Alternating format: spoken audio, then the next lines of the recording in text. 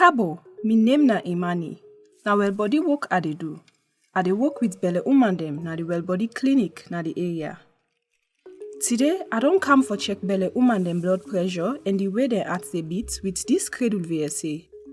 The CRADLE VSA na one equipment wey dem dey use for check belle woman dem blood pressure and the way their heart dey beat. All belle woman for do dem check here for know if dem dey do fine. E fine for check belle woman in blood pressure and the way im heart dey beat because this can notice thing dem wey go ambog the woman and im pikin. High blood pressure can be one sign for show say the belle woman get pre-eclampsia. This na sick wey belle woman can get. If dem not treat am, e no can fine for the pikin and sometimes the woman can get fix, stroke or even die. Low blood pressure can be one sign for bleeding or sick wey dey spread. If dem not treat am, e can make the woman and im pikin die. The new CRADLE VSA simple for use. When e dey show green light, the woman get well body. When e dey show yellow light with arrow wey dey point up or down, then you need for do more check or treatment dem. When e dey show red light, you need for do something quick one. I go begin for show you how for use the CRADLE VSA. Before dem do the test, if the woman not sick, e for blow first for 5 minutes. Then, e for sit down some side where e go lean him back and put him foot flat na ground.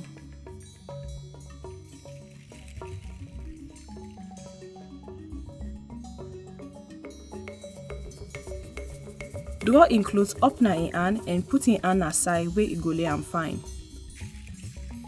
E get two size dem. The normal size go do for boku woman dem. Put am pa im hand for make e no comot. When you tight the thing, make the iron pass over the black mark. If e no reach, then e too small. Use the big one. Check for see if the yellow mark don pass the woman in elbow. E forget space for 2 fingers between the machine and the elbow. Put the machine on. Wait till the machine make noise. Then the CRADLE VSA go don ready for use. Make sure say the woman sit down quiet one. Begin press the machine. Left for press am where the machine make other noise. This go happen where the number don pass 180. If you see the arrow again, press the machine back till the arrow out.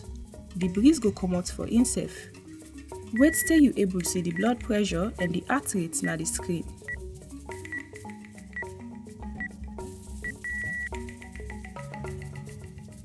When you see the green light, the woman in blood pressure and in heart rate normal. When you see the yellow light with arrow where they point up or down, you for check am back all time where the woman don blow for 15 minutes. When e still dey show yellow light, you need for do more check dem.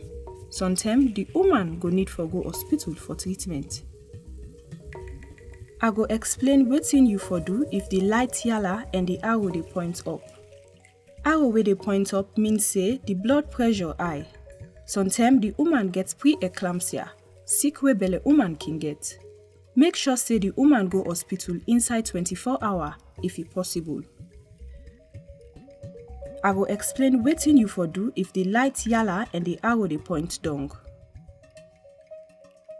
Where the light yellow and the arrow dey point down, this means say the blood pressure low or the heart dey beat quick one. You need for check the woman and decide wetin for do. E dey bleed, e get fever, e dey feel pain all time. Where e no get them problem there and e look and feel well, you no need for do something quick one. One yellow light with arrow where they point down can be normal for belle woman. But sometimes it can be say the woman no get watana in body or in blood no boku. So you for make you go na hospital for make them check am for them thing there.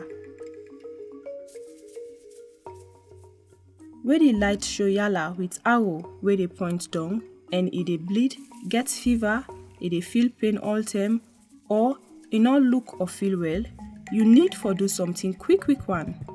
Make sure say the woman go hospital quick one inside 4 hours if it possible. I go explain wetin you for do if the light don show red and the arrow dey point up or down. When you see the red light with arrow wey dey point up or down, you for check am back all term. Where e still red, this na serious well body problem and you need for do something quick one. Where the light dey show red with arrow wey dey point up, the blood pressure don really high and the woman need treatment. Sometimes, the woman get serious pre-eclampsia, sick wey belle woman can get.